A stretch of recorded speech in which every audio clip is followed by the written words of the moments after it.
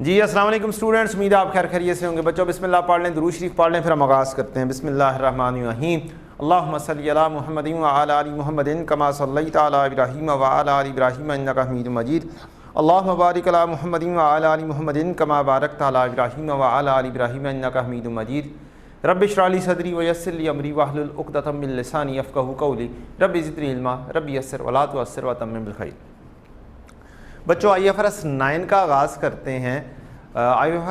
IFRS 9 जो है ये पूरे का पूरा एक पेज के ऊपर समरी बन जाती है और पूरा का पूरा जो वो समरी है वो हमारी रूल्स 2 से 3 पेजेस के ऊपर मौजूद हैं स्टैंडर्ड के अंदर, ओनली 2-3 पेजेस,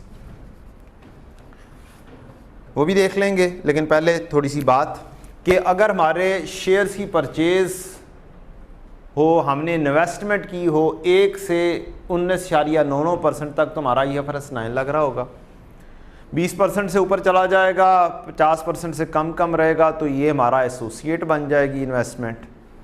और अगर हमारी इन्वेस्टमेंट 50% से ऊपर चली जाती है, कंट्रोल हमारा हो जाता है, तो फिर ये कंसोलिडेशन की तरफ चला जाएगा। है इन्वेस्टमेंट इन शेयर्स ही, तो देखना होगा कि ये कौन सी जगह पर फॉल करता है। अगर एसोसिएट हो जाएगा तो वहाँ पर इक्विटी की काउंटिंग लगनी है, और अगर वही इंफॉर्मेशन 1 से 20% इन्वेस्टमेंट होगी तो IFRS 9 लगना है। आए जी, तो IFRS 9 लगेगा। इक्विटी में इन्वेस्टमेंट अगर हो तो ये हमारी क्या चीज़ बन जाएगी,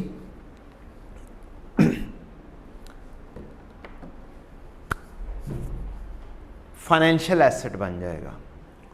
अच्छा, अब इसके अंदर हमारा मकसद क्या है, हमें ये देखना होता है। हम शॉर्ट टर्म के लिए इन्वेस्टमेंट कर रहे हैं, स्पेक्यूलेशन पर्पज़ के लिए इन्वेस्टमेंट कर रहे हैं, ट्रेडिंग पर्पज़ के लिए इन्वेस्टमेंट कर रहे हैं। अगर तो ऐसा है यस, तो फिर हमारा बाय डिफ़ॉल्ट क्या लगना है, fair value through profit and loss लगना है। लेकिन अगर हमारी इन्वेस्टमेंट, हमारा माइंडसेट है लॉन्ग टर्म के लिए, हमने इन्वेस्टमेंट करना है लंबे अरसे के लिए, हमारा मकसद ये नहीं है, शॉर्ट टर्म नहीं है, स्पेक्यूलेशन पर्पज़ नहीं है, ट्रेडिंग पर्पजेज़ नहीं है, तो फिर हमारे पास चॉइस है कि हम इर्रेवोकेबली, इर्रिवर्सिबल ऑप्शन चूज़ कर लें, fair value through OCI।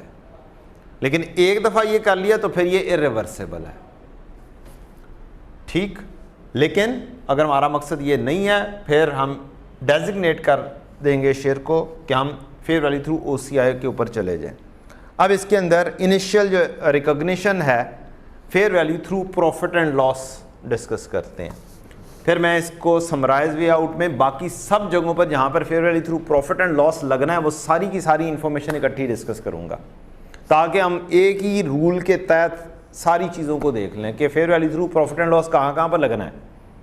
Investment में लगना है, हमारी लायबिलिटी पे लगनी है, फाइनेंशियल लायबिलिटी पे लगना है, कहाँ पर लगनी है।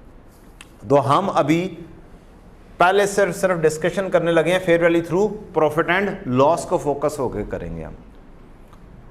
इनिशियल रिकॉग्निशन फेयर वैल्यू, ये आपकी परचेज प्राइस होगी। कोई ट्रांजैक्शन का खर्चा है वो हम प्रॉफिट एंड लॉस में ले जाएंगे, ट्रांजैक्शन कॉस्ट। इसे capitalise fair value through profit and loss में कैपिटलाइज नहीं करेंगे। डिविडेंड इनकम मिलेगी, चूंकि हमने इन्वेस्टमेंट की हुई है तो ये हम चुप करके cash debit dividend income credit कर देंगे। कूपन रेट के ऊपर ही हमारी इनकम आ रही होगी, वही हमारी इनकम रिकॉर्ड हो जाएगी और इसे हम प्रॉफिट एंड लॉस में लिख देंगे। उसके बाद आती है कहानी ईयर एंड के ऊपर हमने क्या करनी है, यस, रिपोर्टिंग डेट के ऊपर क्या करनी है। रिपोर्टिंग डेट के ऊपर हम क्या कर रहे होंगे, हम इसे फेयर वैल्यू पर लेकर जाएंगे जैसा कि हमारा नाम शो कर रहा है, और जो भी गेन लॉस होगा प्रॉफिट एंड लॉस में फेंक देंगे, कहानी ख़त्म। और अगर कोई डिस्पोजल हो गई तो भी गेन एंड लॉस में चला जाएगा। अब इसके लिए जो हमारा T अकाउंट बनेगा वो कुछ यूँ बन जाएगा, हमने इन्वेस्टमेंट की हुई है,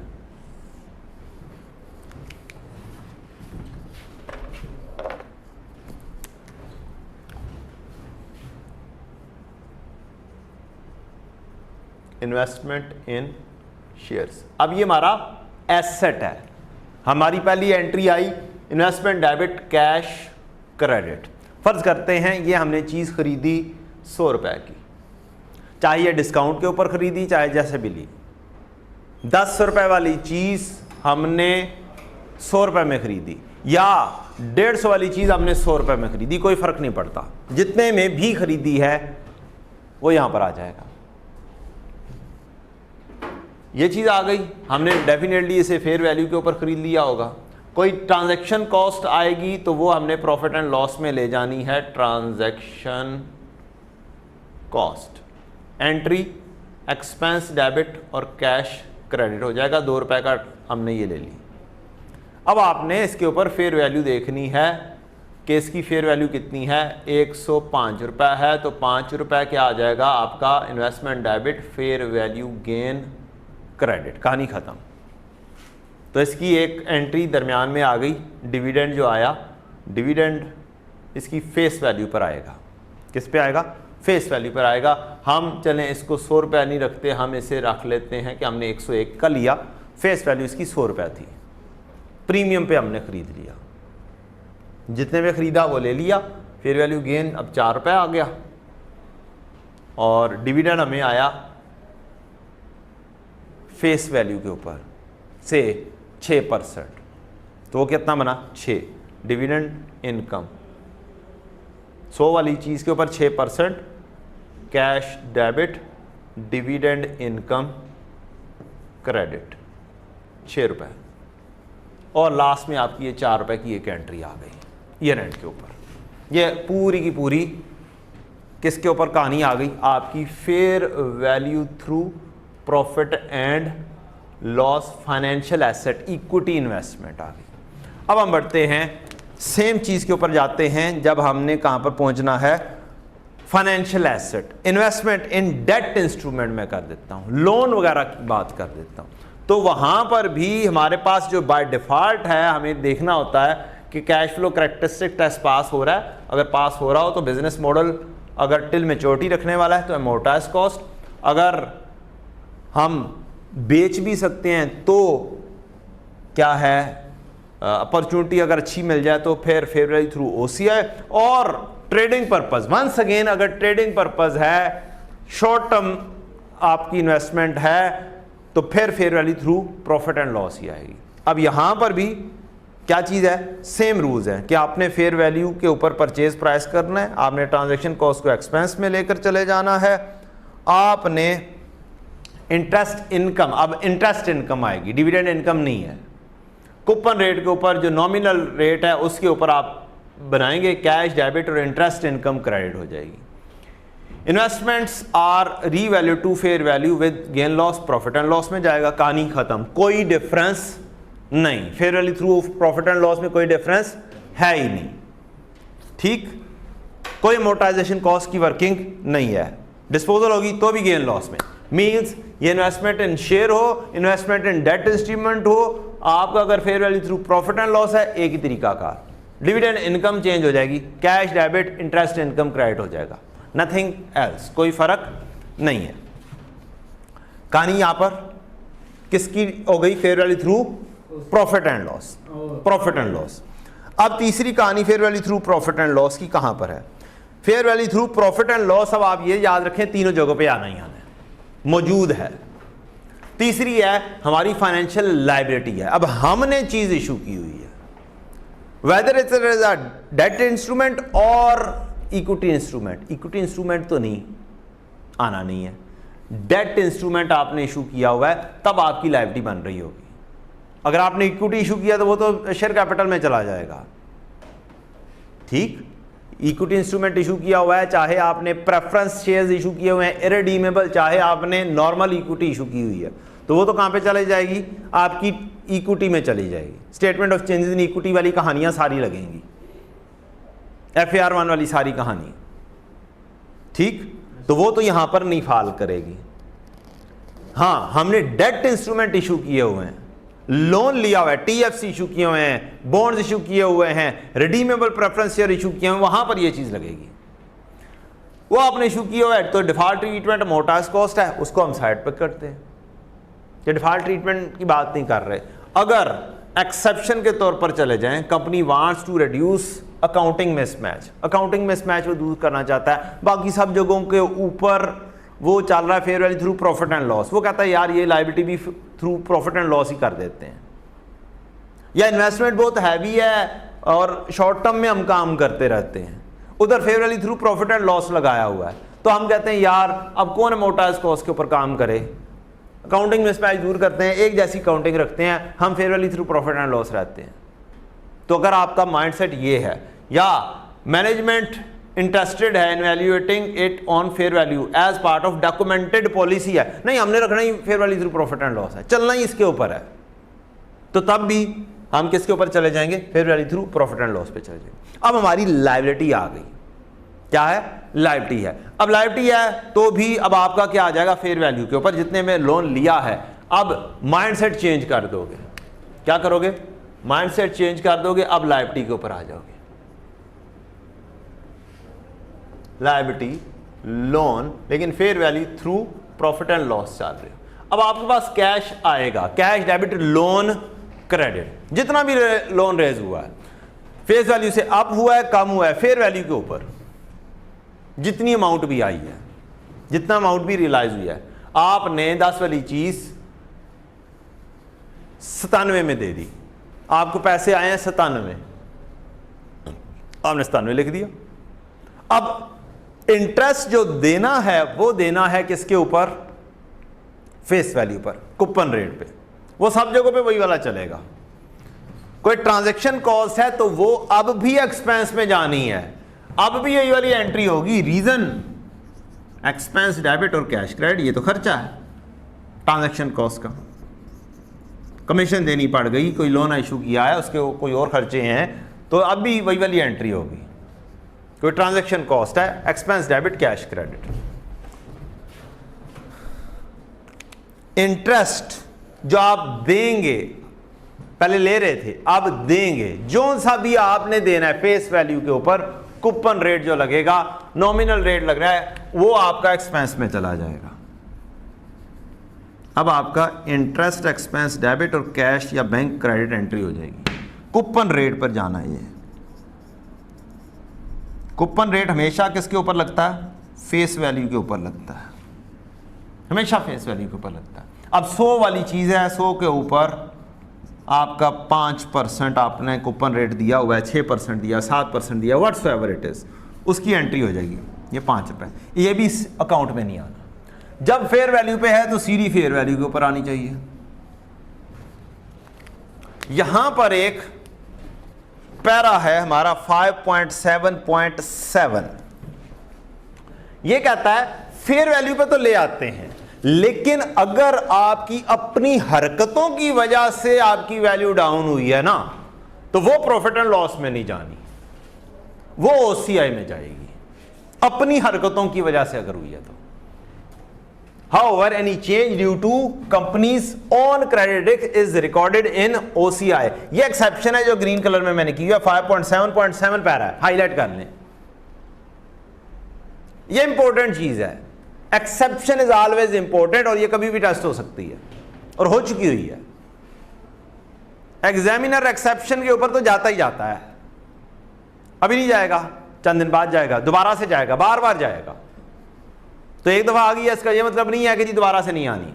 एग्जामिनर इतना अच्छा हो चुका हुआ है, कभी क्वेश्चन को न्यूमेरिकली देता है, कभी एकदम से उठता है और कहता है एक्सप्लेन करो, और जहां पे एक्सप्लेनेशन की कहानी आ जानी है ना, वहां पर अगर आप स्टैंडर्ड की लैंग्वेज यूज कर लेंगे ना, वो सबसे बेहतरीन आएगी, उसका रिजल्ट सबसे बेहतरीन निकलेगा। और यहां पर स्टूडेंट क्या हो जाता है, मार खाता है। अच्छा, अब वैल्यू गिर गई है, आपकी फेयर वैल्यू गिर गई है, और गिरी है किसकी वजह से, हमारी अपनी हरकतों की वजह से। तो 97 गिर कर 60 के ऊपर चला गया, और कहता है कि जनाब हमारी अपनी हरकतों की वजह से 17 गिरा है, बाकी किसी और की वजह से गिरा। तो हमारी अपनी हरकतों की वजह से जो गया है वो ओसीआई में जाएगा, और बाकी प्रॉफिट एंड लॉस में जाएगा। तो 17 से हमारी अपनी हरकतों की वजह से गिरा कि हमने अच्छा परफॉर्म नहीं किया, हम बुरे तरीके से चले, तो ये 17 इधर आ जाएगा, बाकी का बैलेंसिंग कर दें। 97 में से 17 आ गए, कितने पे आ गए, 80, और 20 आपका नॉर्मल ओवरऑल मार्केट ही ऐसी चली, डाउन हुई, मार्केट कंडीशंस वीक हुई, जिसकी वजह से हर किस्म की वैल्यूज क्या हुई, डाउन हुई। तो ये दो एंट्रीज हो जाएंगी। एक एंट्री बन जाएगी आपकी लायबिलिटी डेबिट और OCI क्रेडिट 17, और दूसरी एंट्री बन जाएगी लायबिलिटी डेबिट और फेयर वैल्यू गेन क्रेडिट। अब ये लायबिलिटी कम हो तो क्या होता है, हमें गेन हो रहा होता है। टी अकाउंट फॉलो करेंगे, बड़ी आसानी से एंट्रीज निकलेंगी। टी अकाउंट फॉलो नहीं करेंगे, जुबानी करने की कोशिश करेंगे, एंट्री निकालना मुश्किल हो जाएगी आपके लिए। डन है जी। अच्छा जी, तो ये पूरा का पूरा क्या हो गई, fair value through profit and loss discuss हो गया। एक ही पैटर्न के ऊपर है, सिर्फ एक्सेप्शन यहां पर है। पैरा आपको लिखवा दिया 5.7.7। अच्छा जी, अब अगर मैं इन पैरास की पूरी कहानी की डिस्कशन करूं तो fair value through profit and loss जो हमारी आती है financial asset, fair value through profit and loss 4.1.5 के अंदर लिखा हुआ है। इसकी पूरी कहानी 4.1.5 के अंदर।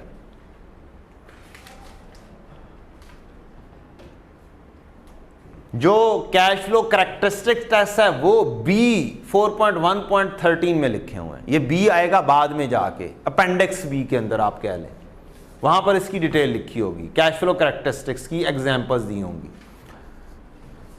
Fair value through profit and loss की कहानी 4.1.5 में, एक्सेप्शन इसमें तो नहीं है।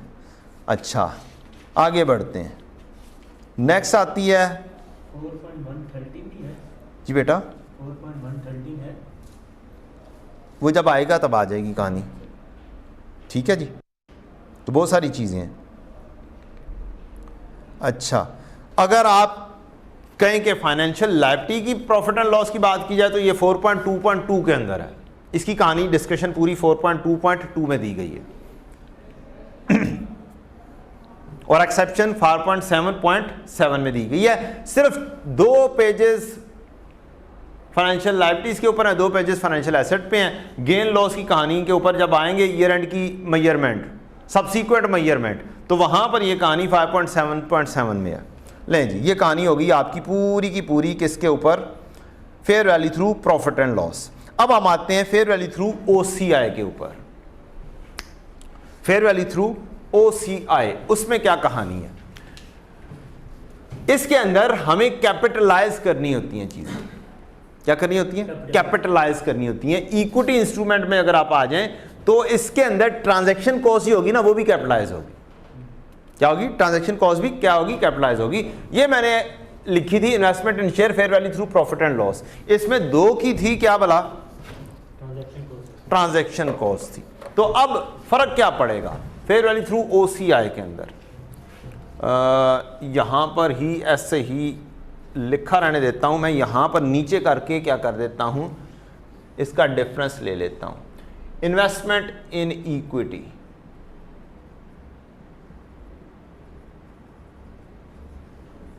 Fair value through OCI। मैंने अब इन्वेस्टमेंट की थी 101 की, ट्रांजैक्शन कॉस्ट इनकर की थी 2 की। यहां पर क्या होगा, जब आप फेयर वैल्यू थ्रू OCI में आएंगे तो आप कैश दोनों तरह से जा रहा है, एक 101 जा रहा है, एक ये 2 ये वाला भी जा रहा है। ये आपका कैपिटलाइज हो जाएगा 103 के साथ। अब एक्सपेंस में नहीं जाएगा transaction cost. Fair value through OCI, equity investment, fair value purchase price plus transaction cost, ये इकट्ठा होना है। ये 5.7.5 के अंदर लिखा होगा इसकी कहानियां। इसको कैपिटलाइज करना आपने, इसे प्रॉफिट एंड लॉस में, dividend income profit and loss में जाएगी। कैश डेबिट डिविडेंड इनकम, ये चाहे आपका फेयर वैल्यू थ्रू OCI हो, चाहे fair value through profit and loss हो। Dividend income as it is जानी है किधर, प्रॉफिट एंड लॉस में। अच्छा जी, जब रिपोर्टिंग डेट आएगी तब आपको क्या करना है, तब आपको OCI के अंदर लेके जाना है जो भी डिफरेंस आएगा। इन्वेस्टमेंट इन शेयर जितने के भी लिए हैं, आपने सीडी लेना है। सीडी हमने 105 का ले लिया कि ईयर एंड के ऊपर वैल्यू इसकी क्या है, 105 है। तो जो 2 का डिफरेंस आया है ये जाएगा आपका फेयर वैल्यू रिजर्व OCI के अंदर। लफ्ज क्या यूज कर लेंगे, फेयर वैल्यू रिजर्व, बिल्कुल रिवैल्यूएशन सरप्लस की तरह। ये इक्विटी में अल्टीमेटली फॉल कर जाएगा। OCI से होता हुआ रिवैल्यूएशन सरप्लस के साथ ही जाके नत्थी होकर बैठ जाएगा। Statement of changes in equity में भी प्रेजेंट हो जाएगा because it is an equity part. Fair value reserve done. OCI से जो रूट होगी चीज वो किधर जाएगी, इक्विटी में जाके लैंड करेगी और इसका नाम क्या रख लेंगे हम, फेयर वैल्यू रिजर्व। अगर आपको statement of changes in equity दे देता है, उसके अंदर साथ IAS 16 दे देता है, दैट इज साथ IFRS 9 दे देता है, दैट इज पॉसिबल। आपके कोर्स में statement of changes in equity भी मौजूद है। जिस दिन उसका दिल किया ना, उसने उठाना है statement of changes in equity और साथ IFRS 9 के साथ जम करके दे देगा। जब दिल किया तो वो इसको रूट करवा देगा। आपका फेयर वैल्यू थ्रू OCI को कहां पर रूट करवा देगा कि आओ statement of change in equity में बना दो। कुछ डिविडेंड की कहानियां दे देगा सादी वाली कि हमने इशू किया हुआ है और डिविडेंड दे रहे हैं। कुछ इन्वेस्टमेंट से related fair value through OCI की कहानी दे देगा कि हमने इन्वेस्टमेंट की हुई है, वो फेयर वैल्यू रिजर्व क्रिएट हो जाएगा। लायबिलिटी की कहानी दे सकता है, उधर भी फेयर वैल्यू रिजर्व आ जाना है। जहां जहां पे OCI आएगा वहां पे फेयर वैल्यू रिजर्व आ जाएगा। तो अगर डिस्पोजल हो जाएगी तो डिस्पोजल हर जगह पे क्या पे जानी है, प्रॉफिट एंड लॉस में जानी है। हाँ, एक काम जैसे रिवैल्यूएशन सरप्लस खत्म होता है जब एसेट डिस्पोज ऑफ होता है, तो डिस्पोजल के केस में रिवैल्यूएशन सरप्लस अगर खत्म होता है तो फेयर वैल्यू रिजर्व जो क्रिएटेड होगा वो भी खत्म हो जाएगा अगर डिस्पोजल होती है। तो अब तो आपके एज सच डिस्पोजल आएगी नहीं, लेकिन अगर आ जाती है तो टेंशन लेस है काम। जैसे फेयर वैल्यू रिजर्व, जैसे रिवैल्यूएशन सरप्लस डिस्पोज ऑफ होता है, एंट्री पास होती है revaluation surplus debit, retained earning credit, उसी तरह से यहां पर भी आप करेंगे फेयर वैल्यू रिजर्व डेबिट और रिटेन्ड अर्निंग क्रेडिट। कहानी खत्म, नॉर्मल तरीकाकार। तो ये आपका आ गया फेयर वैल्यू थ्रू OCI की कहानी। किसमें, इक्विटी इंस्ट्रूमेंट में, इन्वेस्टमेंट में। सेम कहानी डेट इंस्ट्रूमेंट में आ जाती है, लेकिन यहां पर सेम कहानी नहीं है, यहां पर बहुत डिफरेंस कहानी है। यहां पर ये पूरे का पूरा बेस करेगा अमोर्टाइज्ड कॉस्ट के ऊपर। किसके ऊपर बेस करेगा, अमोर्टाइज्ड कॉस्ट। अब अमोर्टाइज्ड कॉस्ट पहले सीखनी पड़ेगी कि अमोर्टाइज्ड कॉस्ट कैसे आनी है। अब ये अमोर्टाइज्ड कॉस्ट फाइनेंशियल एसेट की और अमोर्टाइज्ड कॉस्ट फाइनेंशियल लायबिलिटी की, दोनों तरीकाकार सेम है। इधर भी अमोर्टाइज्ड कॉस्ट है फाइनेंशियल एसेट्स के अंदर जो डेट इंस्ट्रूमेंट में है, और इधर भी डेट इंस्ट्रूमेंट है। मजे की बात, ये दोनों क्या चीजें हैं, फाइनेंशियल लायबिलिटी हो ये वाली, या इन्वेस्टमेंट हो डेट इंस्ट्रूमेंट में, ये दोनों सेम चीजें हैं। एक एसेट है, एक लायबिलिटी है। एक हमने खरीदे हुए किसी और के, और एक हमने इशू किए हुए डेट इंस्ट्रूमेंट्स। तो दोनों चीजें सेम ही हैं, लॉजिक दोनों की क्या है, सेम है। बेस क्या है, दोनों जगहों पे डिफॉल्ट ट्रीटमेंट अमोर्टाइज्ड कॉस्ट है। ठीक है, तो बेहतरीन चीज है। यहां पर 3 चीजें आ जाती हैं, लेकिन आप यहां पर भी डिफॉल्ट समझ सकते हैं। टिल मेच्योरिटी अगर आप रखना है तो हमने अमोर्टाइज्ड कॉस्ट के ऊपर जाना है। अगर टिल मेच्योरिटी नहीं है, साथ हम बेच भी सकते हैं, अच्छी कीमत मिल गई तो बेच देंगे। यहां पर नहीं है, बेचना भी नहीं है। भाईजान मैंने DHA में इन्वेस्टमेंट की है, कोई आता है मैंने नहीं बेचनी जी, रखे रखनी है। ये इधर मैंने इन्वेस्टमेंट की हुई है, बैरिया में इन्वेस्टमेंट की हुई है यार, रखनी है, लेकिन अगर बहुत अच्छी कोई वैल्यू लगेगी ना बेच भी दूंगा। ये चीज है। तो आए चलते हैं, अगर हमारी अमोर्टाइज्ड कॉस्ट की कहानी क्या है, एसेट वाली साइड पर और लायबिलिटी वाली साइड पर, उसकी कहानी कर लेते हैं।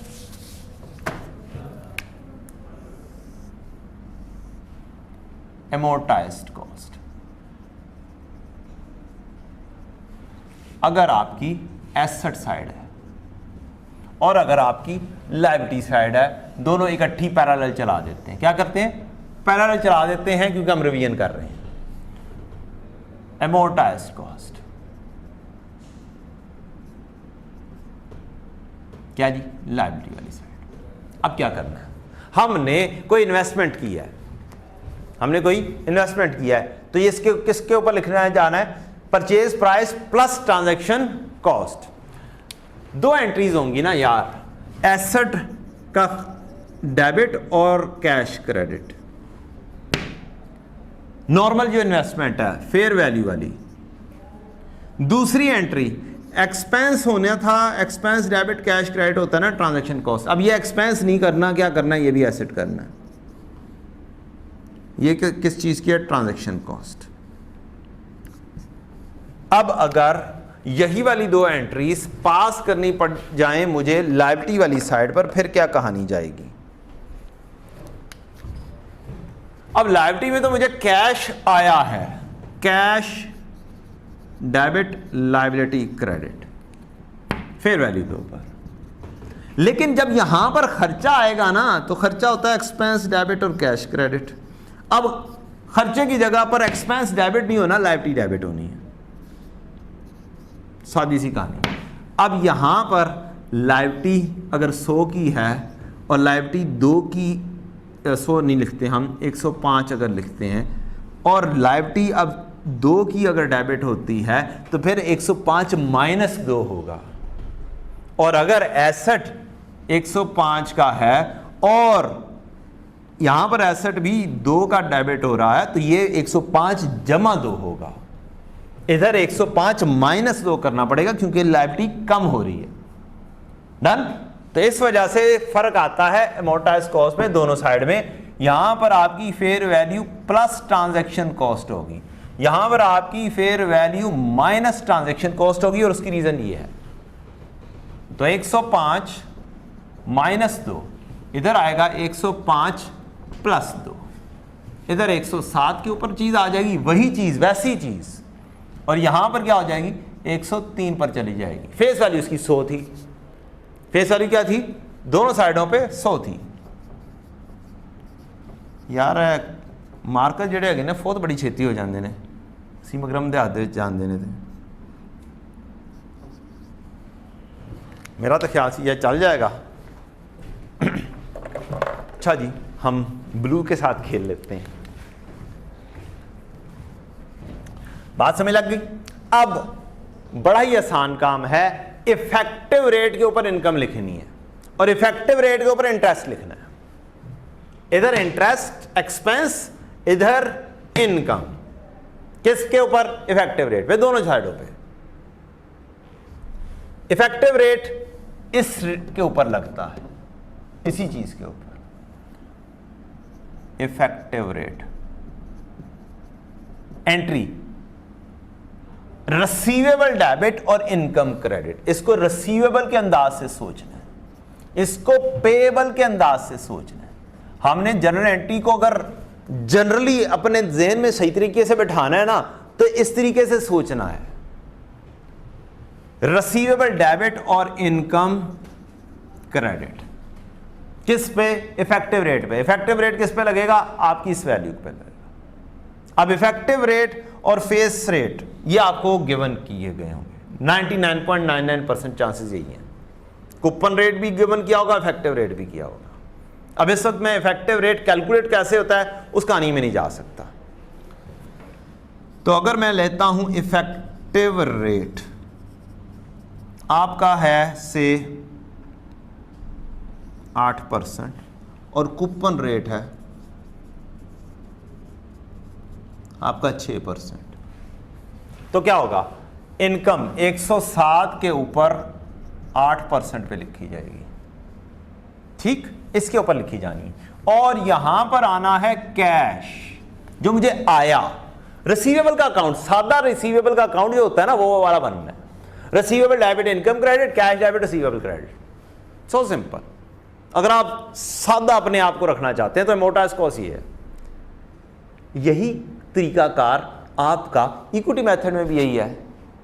यही तरीकाकार एंट्रीज के हिसाब से, क्या एंट्री के हिसाब से, इन रिसीवेबल डेबिट और income credit, cash debit, receivable credit. Dividend आए यहां पर, अगर सादा अल्फाज में रखना, वैसे तो डिविडेंड नहीं आना, हम किसके ऊपर काम कर रहे हैं, डेट इंस्ट्रूमेंट पे काम कर रहे हैं, इंटरेस्ट आना है। तो मैं इक्विटी मेथड में जब गया तो वहां पर डिविडेंड आ रहा होगा ना। तरीकाकार यही है, तरीकाकार में चेंज नहीं है। कैश डेबिट, रिसीवेबल क्रेडिट, ये जाना है किसके ऊपर, कूपन रेट। अब ये टी अकाउंट बनाने का एक फायदा बहुत आसान सा है, वो है जर्नल एंट्रीज। क्या है, जर्नल एंट्रीज। आपकी आराम से जर्नल एंट्री सारी की सारी निखर के आ जाती हैं। लेकिन अगर हम टी अकाउंट बनाने की बजाय 3 कॉलम रनिंग बैलेंस लेजर बनाने की कोशिश करें, या फिर कोशिश करें कॉलमर फॉर्म में काम करने की, फिर वो वाली कहानी नहीं आती, जर्नल एंट्री साथ साथ नहीं हो पाती। तो बेस्ट मेरे नजदीक क्या है, एक सादी सी चीज है, इसको किसके ऊपर ले लो, टी अकाउंट के जरिए बना लो। Cash debit, receivable credit, coupon rate पर 100 रुपए वाले के ऊपर कितने परसेंट, 6% कूपन रेट, 6%, 6 आ जाएगा। यहां पर 107 के ऊपर 8%, कितना बनेगा बेटा, 107 के ऊपर 8%, आपका सीडी आ जाएगा यहाँ पर, कैरेट डाउन, ये 8.56 आ जाएगा। सीडी कितना बन जाएगा, 107, 109.56। अच्छा, अब ये कहानी आ गई किसकी, रिसीवेबल की, अमोर्टाइज्ड कॉस्ट के ऊपर जाना है। अब आते हैं अमोर्टाइज्ड कॉस्ट पेबल की कहानी। चीज हमने वैल्यू सेम रखी थी, वैल्यूज हमने क्या रखी थी, सेम रखी थी, लेकिन यहां पे वैल्यू क्या हो चुकी है, 103। यहां पर की वैल्यू क्या हो गई थी, 107। वैल्यूज में फर्क आ जाएगा। यहां पर आपने लिखना है interest expense debit payable credit, और ये वंस अगेन किसके ऊपर जाएगा, इफेक्टिव रेट पर। और जो पेमेंट होनी है या रिसीट आनी है वो कूपन रेट पे होनी है। यहां पर कैश, ये किसके ऊपर आएगा, कूपन रेट। यहां पे भी 100 रुपए के ऊपर जाना है, 100 ज़रब 6%, 6। ये इफेक्टिव रेट के ऊपर कहानी चेंज हो जाएगी। 103 के ऊपर अगर इफेक्टिव रेट 8% लूं तो फिर क्या होगा, क्या वैल्यू आएगी बेटा,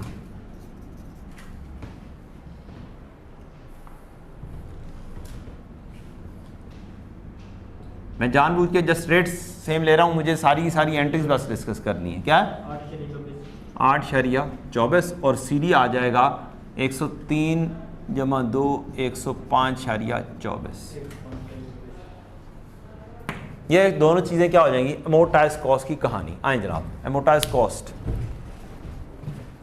एसेट साइड, पैरा आपको 4.1.2 बताएगा कि इसमें ट्रांजैक्शन कॉस्ट का क्या करना है, कहानी क्या करनी है, एड अप क्या करना है, ये वो सारी चीज़ें बताएगा। फेयर वैल्यू आपने जमा कर देनी है, ट्रांजैक्शन कॉस्ट डेबिट में डेबिट ऐड होता है, कैपिटलाइज कर देंगे ट्रांजैक्शन कॉस्ट को, इंटरेस्ट इनकम को इफेक्टिव रेट पर लिखेंगे आप। फिर आता है आपका ईयर एंड, डेट जो है आपका अमोर्टाइज्ड कॉस्ट पर शो होगा एज पर अमोर्टाइज्ड कॉस्ट। ठीक, इसके अंदर ओपनिंग में interest income add, less interest receive, closing balance, आप टी अकाउंट बना दें, कहानी खत्म। जैसा मर्जी सिनेरियो, कहानी खत्म, T account the best way out to deal it. और इसको आप फेयर वैल्यू पर नहीं लेके जाएंगे क्योंकि आप किसके ऊपर हैं, अमोर्टाइज्ड कॉस्ट के ऊपर है। और अगर डिस्पोजल हो जाएगी तो प्रॉफिट एंड लॉस में। बिल्कुल सादी सी कहानी अमोर्टाइज्ड कॉस्ट की। अच्छा, अब आते हैं हम अमोर्टाइज्ड कॉस्ट किसके ऊपर, जो आपकी लायबिलिटी है, फाइनेंशियल लायबिलिटी। सेम चीज़, कोई चेंज नहीं। अब मैंने आपको बता दिया यहाँ पर फेयर वैल्यू पर रिकॉर्ड होगा, लेकिन ट्रांजैक्शन कॉस्ट क्या होनी है, लेस होनी है, एड अप नहीं होनी। इस चीज़ का ख्याल रखना आपने। ये पैरा आपका 4.2.1 के अंदर कहानी है, 4.2.1 में कहानी इसकी मौजूद है। चंद पेजेस, 2 से 4 पेजेस के अंदर पूरी कहानी डिस्कस हुई है। अच्छा जी, आप ट्रांजैक्शन कॉस्ट लेस कर देंगे, इंटरेस्ट एक्सपेंस जब कैलकुलेट करेंगे तो एक्सपेंस ने इफेक्टिव रेट के ऊपर जाना है, और जो डिविडेंड होगा वो जो इंटरेस्ट होगा जो आप पे कर रहे होंगे वो जाएगा किसके ऊपर, कूपन रेट के ऊपर। एंडिंग आपकी क्या होगी, अमोर्टाइज्ड कॉस्ट के ऊपर आप प्रेजेंट कर रहे होंगे और ये फेयर वैल्यू के ऊपर नहीं जाएगी, disposal gain loss profit and loss में ही जाता होता है। ले जी, आपकी सारी कहानियां क्या हो गई, मुकम्मल हो गई। आपकी एक कहानी रहती है हमारी फेयर वैल्यू थ्रू ओसीआई। किस केस के अंदर,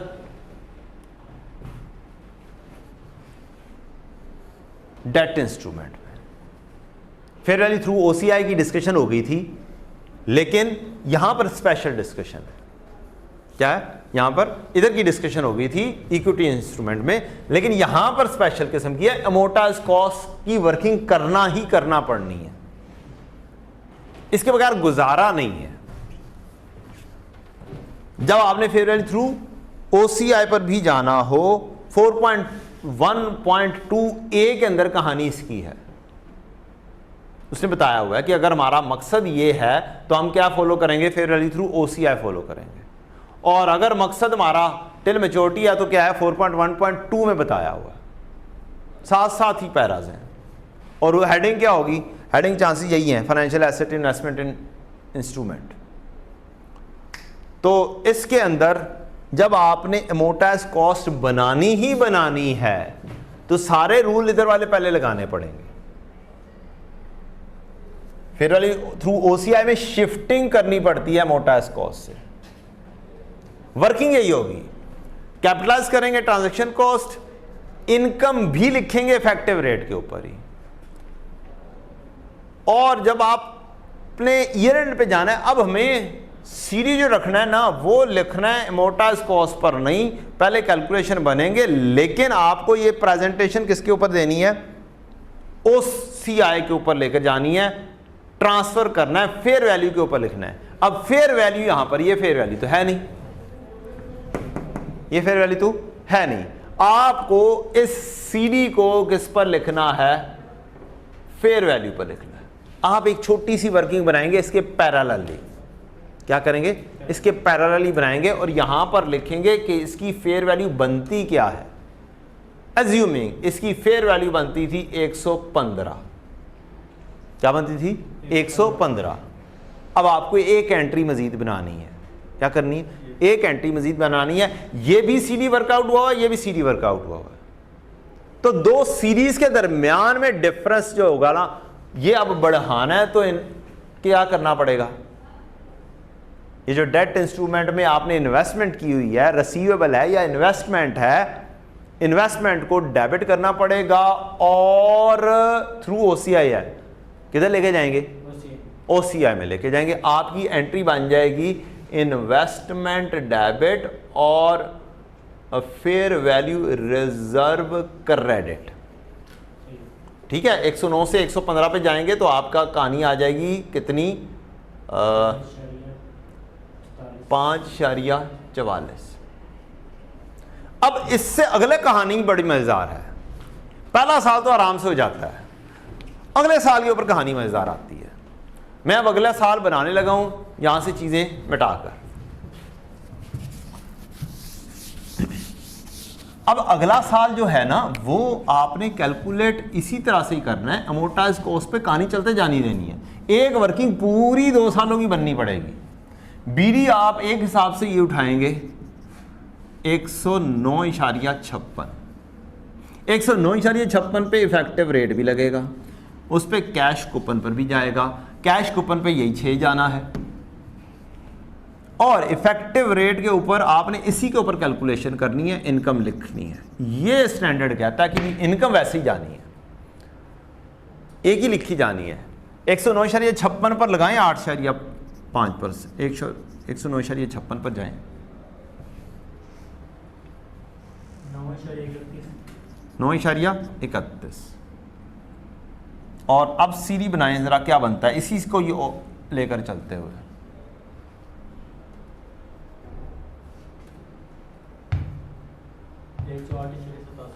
एक 108.87। अब मैं तो एक्चुअल में क्या कर चुका हूं, बढ़ा चुका हूं, लेकिन इसमें बढ़ाया हुआ शो नहीं हो रहा।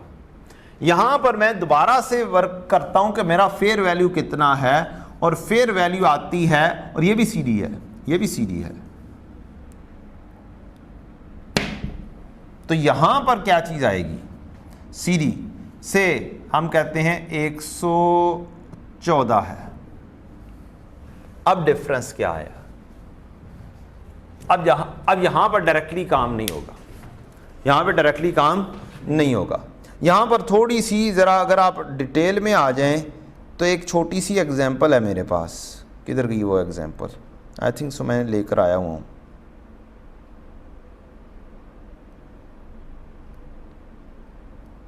नहीं लाया। क्या नहीं, वो देख के लानी पड़ेगी। चलें फिर मारे गोली। यहां पर क्या करना है, आपको सीडी 114 पर लेकर आना है। क्या होना है, 114 पर लेकर आना है। लेकिन अब एक छोटा सा प्रॉब्लम है, फेयर वैल्यू थ्रू OCI। इसमें क्या कहानी थी भला, आप एक दफ़ा तो CD 115 पर लेकर आ चुके हैं, आपका BD जेन्युइनली 115 था, लेकिन हमने क्या उठाया हुआ है 109। अगर ये वाली चीज़ में ऐड अप करता तो क्या होना था। अब CD, अगला CD मुझे लेकर आना है कितने पर, 114 पर। अब अगर मैं इन दोनों का डिफरेंस लेता हूं तो क्या एंट्री बनती है बेटा, इन दोनों का ये 5/13, इन दोनों का डिफरेंस बनता है 5/13, इन दोनों का डिफरेंस बनता है 5/44, 5/13। इसमें क्या करना था। अच्छा बच्चों, बात यह है यहाँ पर 2-3 तरीक़ों से वर्किंग होती है। मैं एक लॉजिक के तहत वर्किंग करवाता हूँ कि एक CD से दूसरे CD पर जब जा रहे हैं तो ये एक तीसरा CD वर्कआउट हो रहा है। इसकी मिसाल ऐसे है, जब डेटर के बैलेंस से आप प्रोविजन लगाते हैं तो उसके बाद भी एक CD वर्कआउट होता है। डेटर के CD के ऊपर प्रोविजन लगाते हैं तो प्रोविजन फॉर डाउटफुल डेट का भी CD वर्कआउट होता है। तो ये CD अमोर्टाइज कॉस्ट के तहत, ये फेयर वैल्यू के तहत, ये दोनों CD से एक तीसरा CD वर्कआउट हो रहा है जो है फेयर वैल्यू रिजर्व का CD। 5/44 और ये 5/13। ये आप एक साथ एक क्या करें, एक टी काउंट बनाएं फेयर वैल्यू रिजर्व का, फेयर वैल्यू रिजर्व। ये CD पहला आया 5/44 क्रेडिट। ये डिफरेंस कैसे आएगा, इसको A रख दें, इसको B रख दें और इन दोनों का डिफरेंस लें। ये प्लस में आया माइनस में आया, नहीं आप B-A करें, सॉरी B-A किया आपने, B-A, इसमें से ये माइनस किया, 5/44 आया। इसका मतलब है हमने वैल्यू बढ़ाई, एसेट डेबिट और फेयर वैल्यू रिजर्व क्रेडिट किया, तो ये CD 5/44 ये CD आया। आप ऐसे सोच सकते हैं कि ये वाली वैल्यू बढ़ानी पड़ेगी, तो ये जब बढ़ेगी तो ये इन्वेस्टमेंट डेबिट होगा और फेयर वैल्यू रिजर्व क्रेडिट होगा। तो ये अगर B-A करेंगे तो जो डिफरेंस आया है ये पॉजिटिव आया, ये पॉजिटिव बैलेंस जो है ये क्या होगा, फेयर वैल्यू रिजर्व का CD होगा। ये मैंने CD लिख दिया। अब इसकी बेसिस पर मेरी वो वाली एंट्री बनी है, इन्वेस्टमेंट डेबिट और फेयर वैल्यू रिजर्व क्रेडिट 5/44। अब मेरा ये CD क्या बन गया, BD बन गया 5/44। अब ये दूसरा CD है, दूसरे साल का क्या है, CD है मेरा 5/13। अभी मैंने B-A किया। अब जब मैंने एक चीज सोच लेनी है ना कि मैंने B-A करना है, तो मुझे B-A ही कर देखना है। ठीक, मैंने मिसाल 114 लिया, अभी वैल्यू बढ़ने वाली, मैं अभी वैल्यू कम होने वाली मिसाल भी आपके सामने लेकर देता हूं। ये 5/13, ये CD बन गया 5/13। अब मेरी एंट्री यहां से बनेगी बैलेंसिंग, और ये अब एंट्री क्या हो रही है, कम हो रही है। क्या हो रही है, कम हो रही है। क्यों कम हो रही है, अभी मैं वेरीफाई करवाता हूं कि कैसे ये कम हो रही है। 5/44 5/13 कितना डिफरेंस आया, फेयर वैल्यू रिजर्व मेरी कम होगी। कितना बेटा? 0.31 से कम हो रहा है मेरा fair value reserve. Fair value reserve debit और इन्वेस्टमेंट क्रेडिट होगा, जेन्युइन एंट्री। ये एंट्री ऐसे बनेगी आपकी, और आपने अब ये एंट्री करनी है फेयर वैल्यू रिजर्व डेबिट और इन्वेस्टमेंट क्रेडिट। अच्छा, अब जेन्युइनली ये बनी कैसे है? अगर मैं 5.44 बढ़ा दिया था तो ये एक्चुअल में सीडी कितना हो गया? 115। तो मेरा यहां पर 115 बन जाना चाहिए था ना। इसका मतलब जेन्युइनली 5.44 मेरे ओपनिंग का पार्ट बना। ठीक, 5.44 अगर मैं यहां पर ले लेता हूं और मैंने सीडी 114 बनाना है, तो अब यहां पर आप बैलेंसिंग कर देखें डिफरेंस क्या आता है। क्या इन्वेस्टमेंट क्रेडिट 0.31 के साथ नहीं हो रही? 109.56 जमा 5.44 जमा 9.31 माइनस 6 माइनस 114, यहां पर फिर बैलेंस 0.31 का नहीं आ रहा। चेक करें, ये सारे करें, माइनस ये माइनस ये,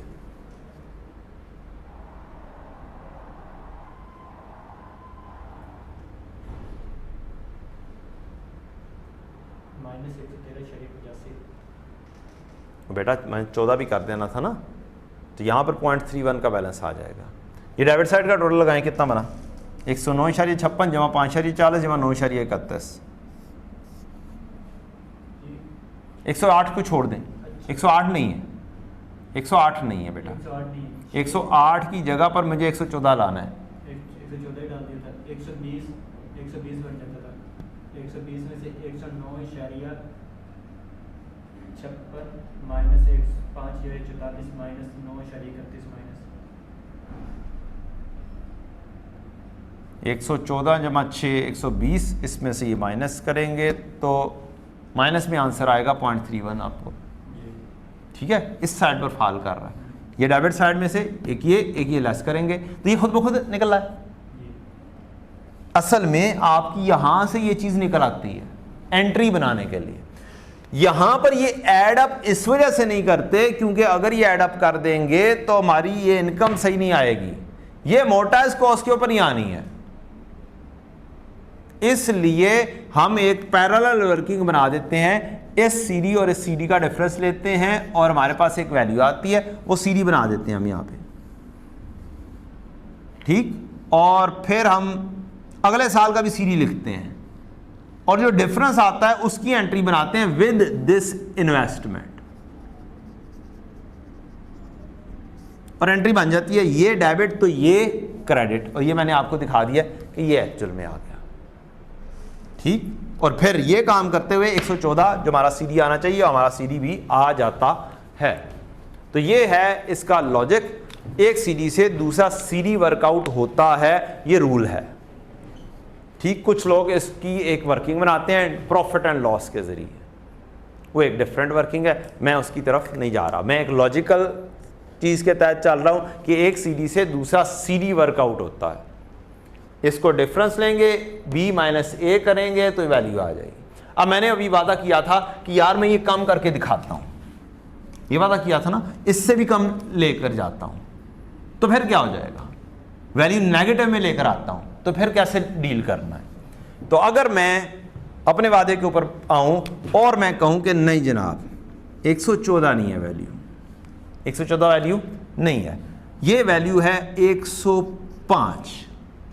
अब डिफरेंस लें, करना b माइनस ए ही है, करना क्या है b माइनस ए ही है, डिफरेंस लें क्या बनता है 105 माइनस 108.87 3.87 आ जाएगा डिफरेंस, लेकिन ब्रैकेट में आ जाएगा।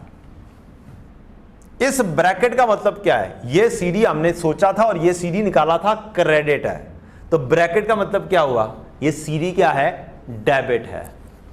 अब आप इसी के अंदर जाएंगे तो फिर आपकी ये एंट्री नहीं, बीडी 5.44 ही आ जाएगा और सीडी डेबिट में आ गया 3.87। अब एंट्री क्या बनेगी, अब आपकी एंट्री बनेगी फेयर वैल्यू रिजर्व डेबिट और इन्वेस्टमेंट क्रेडिट। 5 और 3 8 और एक 9, 9 इशारिया कितना बेटा? ये सबसे टेक्निकल एरिया है पूरे स्टैंडर्ड का, the most technical area of the whole standard. 8 शरिया नहीं बेटा, 3 शरिया 8 7 है, 9 शरिया 31। अब जरा इसके जरिए वर्किंग बनाने की कोशिश करते हैं, क्या ये वाकई 9 शरिया 31 आता है? अब सीडी क्या आना चाहिए यहाँ पर? 105 आना चाहिए, 105। वही काम कर कर देखें, 109.56 जमा 5.44 जमा 9.31 माइनस 6 माइनस 105, यहां पर बैलेंस ही आएगा 9.31 और एंट्री बनेगी आपकी investment credit, fair value reserve debit. यहां पर जेन्युइन एंट्री आ रही होती है, आनी चाहिए पिछले साल 5.44, तो ये आपका सीडी बन जाएगा 115 और ये 115 ओपनिंग, तो ये सारा डिफरेंस लेंगे, ये सीडी बनना चाहिए, तो 9.31 यहाँ पे क्रेडिट में आ जाएगा। कैलकुलेट कर कर देख लें, ऐसे ही होगा। तो रूल बना लें ज़हन में पॉजिटिव नेगेटिव का, या सोच लें, यहाँ पर सोचो कि क्या होगा। 109 से 115 पर जाना है तो इसका मतलब इन्वेस्टमेंट को डेबिट करना पड़ेगा और क्रेडिट किसको करना पड़ेगा? फेयर वैल्यू रिजर्व को, और फेयर वैल्यू रिजर्व का इसका मतलब है ये क्रेडिट बैलेंस होगा। उसको सोच के बी माइनस ए एक रूल बना लो, या पक्का पक्का बनाई बी माइनस ए लो कि फेयर वैल्यू में से ही क्या करना है? मोटाइज कॉस्ट की माइनस करना। एक पक्का रूल बना लिया तो फिर ये सीडी बनेगा।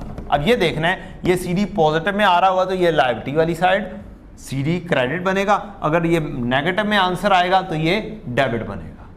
बस ये टेक्निकल है, सबसे ज़्यादा टेक्निकलिटी ये है। और उसके बाद एक टी अकाउंट बना लो एंट्री बनाने के लिए, ये सीडी और अगला सीडी लिखो, उसकी बेसिस के ऊपर एंट्री करोगे, आपकी एंट्री कभी गलत नहीं होगी। जितने मर्जी क्वेश्चन उठाकर देख लें, जैसे भी आपने किए होंगे। अब बच्चों समरी के अंदर दो चीज़ें और, एक चीज़ आती है हमारी यहाँ पर फेयर वैल्यू थ्रू ओसीआई में,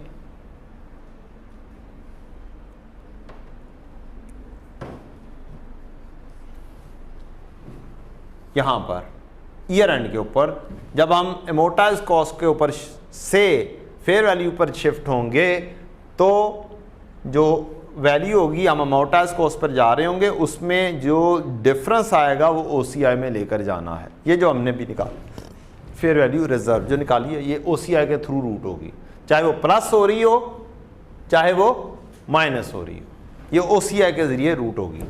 अगली चीज़, एक एक्सेप्शन है अगर डिस्पोजल होगी, तो यहाँ पर एक एक्सेप्शन है अगर डिस्पोजल होगी तो इसमें gain loss profit and loss में जाएगा, लेकिन फेयर वैल्यू जो ओसीआई में रिजर्व में पड़ी हुई है, रूटीन में क्या होना था, उसने जाना था रिटेन्ड अर्निंग में फाल करना था, लेकिन यहां पर उसे प्रॉफिट एंड लॉस में पार्क करना है इन केस ऑफ डिस्पोजल। अब वो तो ये नहीं पूछेगा, लेकिन फिर भी आप हाईलाइट कर लें 5.7.10 वहां पर इसकी एक्सेप्शन दी हुई है। अगर आप किस पर चल रहे होंगे, डेट इंस्ट्रूमेंट में फेयर वैल्यू थ्रू ओसीआई चल रहे हैं, आपके पास ये फेयर वैल्यू रिजर्व पड़ा हुआ है 3.87, अगले साल डिस्पोजल हो गई है, तो जेन्युइनली एंट्री क्या होती है, जो भी रिवैल्यूएशन सरप्लस में जो चीज़ पड़ी होती है या फेयर वैल्यू रिजर्व में पड़ी होती है, वो पार्क करती है रिटेन्ड अर्निंग में डायरेक्टली। इसके अंदर एक्सेप्शन है कि ये वाली 3.87 अगर अगले साल डिस्पोजल हो जाती है तो इसने पार्क करना है डायरेक्टली कहाँ पर, प्रॉफिट एंड लॉस में, इन केस ऑफ डिस्पोजल।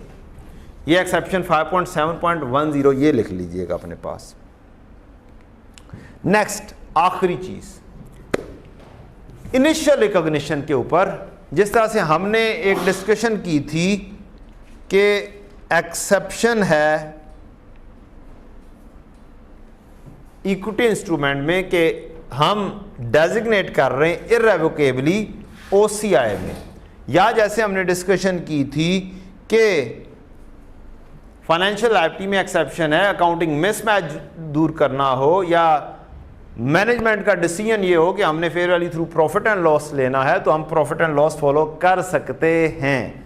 इसी तरह से ही यहां पर भी है फाइनेंशियल एसेट के अंदर डेट इंस्ट्रूमेंट में भी अगर हमने अकाउंटिंग मिसमैच दूर करना हो, हम रूटीन में सारी चीजें fair value through profit and loss पे चल रहे हों, तो हम एमोटाइज कॉस्ट भी छोड़कर कहां पे जा सकते हैं, fair value through profit and loss पर जा सकते हैं। और अगर fair value through OCI park होता है जेन्युइनली रूल के तहत, स्टिल हम कहां पर फॉल कर सकते हैं, fair value through profit and loss पर जंप इन कर सकते हैं, लेकिन इनिशियल रिकॉग्निशन पे, अकाउंटिंग मिसमैच दूर करने के लिए। ठीक, तो मींस मैं fair value through profit and loss पर तमाम सूरतों में जा सकता हूं, चाहे फाइनेंशियल लायबिलिटी हो, चाहे फाइनेंशियल एसेट हो, चाहे डेट इंस्ट्रूमेंट हो। इक्विटी में तो हमारा मेन है ही profit and loss, fair value through profit and loss, equity instrument की इन्वेस्टमेंट। डेट इंस्ट्रूमेंट में मेनली देखना होता है कि हम किस तरीके से चलना चाह रहे हैं, टिल मैच्योरिटी रखना चाह रहे हैं, अच्छी अपॉर्चुनिटी आए तो उस बेच देना चाह रहे हैं, या ट्रेडिंग पर्पज है। ट्रेडिंग पर्पज है तो फिर तो fair value through profit and loss ही है, लेकिन टिल मैच्योरिटी है, मुझे लगाना है अमोर्टाइज्ड कॉस्ट, स्टिल मैं इधर ला सकता हूं। टू होल्ड है, सेल कर दूं, अपॉर्चुनिटी आए, फेयर वैल्यू थ्रू ओसीआई लगना है, स्टिल मैं इधर लेकर आ सकता हूं, स्टैंडर्ड मुझे अलाउ करता है। अकाउंटिंग मिसमैच दूर करने के लिए पैराग्राफ इसका है आपका 4.1.5, वहां पर ये चीज लिखी हुई है, आप उस चीज को क्या कर लें, हाईलाइट कर लें। ये स्टैंडर्ड हमारा डिस्कस हो गया जी मुकम्मल तौर पर, जितना हमारे कोर्स में है उससे थोड़ा सा ज़्यादा ही शायद डिस्कस कर दिया, डिस्पोजल वगैरह भी डिस्कस कर दी मैंने। स्प्रिंग 23 देखते हैं बेटा, क्या देखते हैं, स्प्रिंग 23 को हल्का सा गो थ्रू करते हैं। जनाब यहाँ पर क्या चीज़ पूछी गई है। 1 जनवरी 22 जेडल परचेज्ड, जेडल ने परचेज किए हैं, मींस इन्वेस्टमेंट है, 1.5 मिलियन बॉन्ड्स, डेट इंस्ट्रूमेंट हो गया, of Copper Limited having face value 100 each at a premium of 5 each with maturity of 5 years. The transaction cost associated with the purchase of the bond was 2 million. The coupon interest rate is 13% per annum payable annually on 31 December, while the effective rate was approximately 11.1%. The investment was classified as fair value through OCI. पहला काम क्या करना, amortise cost बनानी। At 31 December 22 the bond was quoted at 103 each on stock exchange. हम किस पे चल रहे हैं, फेयर वैल्यू थ्रू ओसीआई। मेरी इन्वेस्टमेंट है या इक्विटी है, क्या है, ये परचेज है 5 मिलियन बॉन्ड, वो डेट इंस्ट्रूमेंट्स हैं, 105 मिलियन के डेट इंस्ट्रूमेंट है। होल्ड टिल मैच्योरिटी करना है, क्या करना है, होल्ड टिल ओसीआई तो उसने बता दिया, उसने ओसीआई बता दिया। मींस पहला काम क्या करें, अमोर्टाइज कॉस्ट पे जाएंगे। ठीक, सबसे पहला काम क्या है, समरी के तहत, या आपको नहीं समझ लग रही पहला निकाल लें। कितने पेजेस आपके सामने आए हाईलाइटेड, 4-5 पेजेस हैं मैक्सिमम, 4-5 पेजेस से ज्यादा की बात नहीं की है मैंने। पूरे स्टैंडर्ड में से 4-5 पेजेस हैं आपके काम के, नथिंग एल्स। आप वहां से सोच के देख सकते हैं मुझे अमोर्टाइज कॉस्ट पे जाना है, तो अमोर्टाइज कॉस्ट की वर्किंग आप बना देंगे। क्या है, फिर थ्रू ओसीआई में जाना है, पहले अमोर्टाइज कॉस्ट आएगी, क्या आएगी, पहले नंबर पे क्या आएगी, अमोर्टाइज कॉस्ट आएगी। अब मैंने दोनों चीज़ें इकट्ठी कर दी हैं, मैंने दोनों चीज़ें क्या कर दी हैं, इकट्ठी कर दी हैं। मैं इफेक्टिव रेट के ऊपर मैंने इंटरेस्ट इनकम लिख देनी है। ये कॉस्ट आई 105 जमा 5, ये मेरी कॉस्ट थी। 105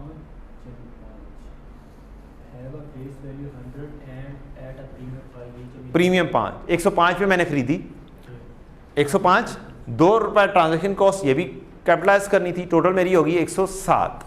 107 के ऊपर मैं लिखूंगा इसको, मैंने 109 तो नहीं लिख दिया, 112 लिखा है, 100 इधर 5 ऐड कर दिया, 0 की जगह 5 लिख दिया। चलो मैंने लिख दिया, लेकिन वैल्यू सेम ही होगी, ये सही है, आगे 105 + 105 जमा 5 गलती से लिख दिया शायद, 100 जमा 5 लिखना था मैंने, 100 जमा 5 जमा 2, वैल्यू ज़रा चेक कीजिएगा, वैल्यू ठीक है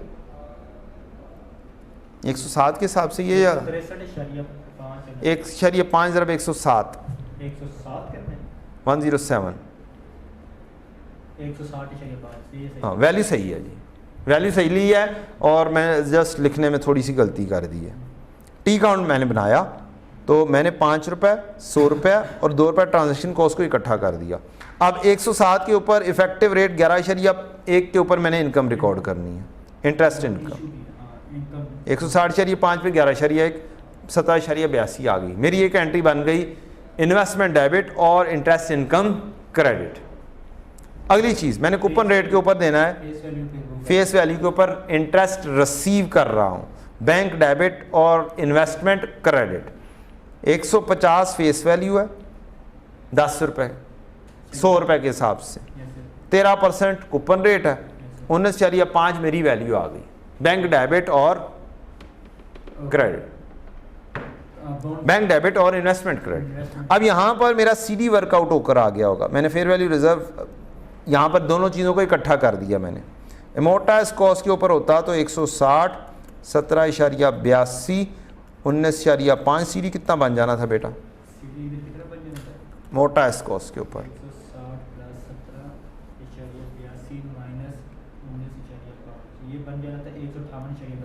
158.32। मुझे इसको लेकर जाना है फेयर वैल्यू पर 154.5।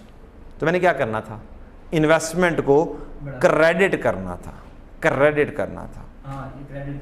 ये इन्वेस्टमेंट को क्रेडिट करना था और फेयर वैल्यू रिजर्व को डेबिट करना था।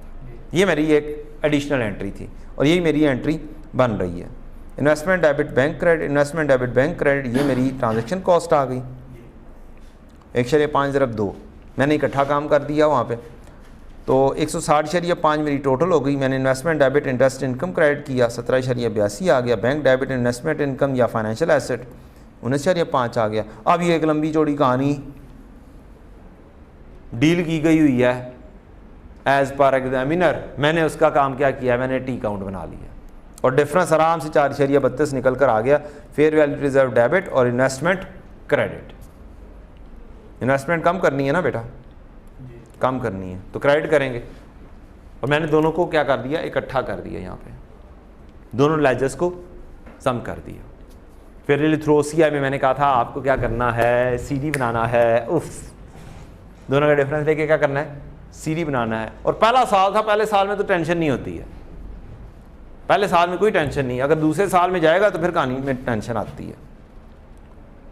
इट शुड बी एमोर्टाइज्ड कॉस्ट और फिर ट्रांसफ़र होनी चाहिए थी। अच्छा जी, दूसरी सिचुएशन क्या है, on 1 July bias ZL issued 2 million 10% redeemable preference shares मैंने इशू किए हैं। रिडीमेबल मींस मैंने बॉन्ड इशू किए, मैंने लोन इशू किया, लायबिलिटी ही आनी है। इक्विटी इंस्ट्रूमेंट इशू करता तो फिर तो कहानी कहीं और चली जानी थी। Having face value of 100 each at discount of 10 रुपए डिस्काउंट पर 100 वाली चीज 90 में इशू की। The transaction cost associated with the issuance of these shares was 3 million. अब ये लेस होनी है। Measure preference share at fair value through profit and loss, सादा सा काम। 31 नवंबर 22 पर the share were quoted at 80 each on stock exchange and ZL has estimated that 70% reduction in the fair value is due to drop in ZL's credit rating, अपनी गलती की वजह से। No dividend was declared during bias in respect of these shares. ये वाली कहानी यहाँ कहीं पे शायद मैंने की हो, ख़त्म तो नहीं कर दी, ख़त्म कर दी है शायद, अपनी गलती की वाला यहाँ कहीं पे किया था मैंने, अपनी गलती की वजह से जो है वो OCI में जाना है। चलें जी, इसकी डिस्कशन कर देते हैं। मेरे पास कैश आया 2.90 के हिसाब से, ठीक, 10% डिस्काउंट, ये इंटरेस्ट रिसीव नहीं है। Cash debit bank liability credit 180 और साथ जो एक्सपेंस हुआ होगा वो एक्सपेंसेस में ही जाना है, क्योंकि मैं किसके ऊपर चल रहा हूँ, प्रॉफिट एंड लॉस पर चल रहा हूँ। तो bank debit financial liability credit 180 पर, ट्रांजैक्शन कॉस्ट डेबिट और बैंक क्रेडिट दूसरी entry. Interest expense coupon rate के ऊपर ही लिखा जाना है। Interest expense debit financial liability credit, interest expense debit, financial liability payable credit, जो हमने 10 के साथ लिख दिया। अब मुझे यहाँ पर सीडी किसके ऊपर लेकर आना है, फेयर वैल्यू पर लेकर आना है, जो कि फेयर वैल्यू कितनी है मेरी, उसने बता दिया है 80 रुपये। तो मेरा इस सीडी आपका 160 के ऊपर आना बनता है। ये जो डिडक्शन 30 की आई है मेरी अपनी गलती की वजह से फेयर वैल्यू रिजर्व में जाएगी और बाकी की प्रॉफिट एंड लॉस में जाएगी। एक्सेप्शन वाली एरिया आ गया थोड़ा सा, तो ये उसने चेक किया और माशाल्लाह से अच्छे मार्क्स लिए, 54% बच्चे पास हो गए इसके अंदर। और fair value adjustment for the transaction 1, the impact of interest was not taken into account resulting an incorrect amount of fair value adjustment. उन्होंने एंट्री पूरी नहीं लिखी बच्चों ने, कुछ बच्चों ने। ट्रांजेक्शन 2 में effect of fair value adjustment was wholly taken to profit and loss कर दिया, सारे को सारा प्रॉफिट एंड लॉस में ले लिया। बच्चों को पता ही नहीं था कि यहाँ पर एक एक्सेप्शन भी आती है, OCI में भी लेकर जाना है। तो इसी तरह के क्वेश्चंस हैं आपके। मैं तो डिस्कस करना चाहूँ तो बहुत सारे डिस्कस कर सकता हूँ रीसेंट अटेम्प्ट्स के, but due to time constraint of the revision it's been difficult to discuss all the questions. Thank you जी, अस्सलाम वालेकुम।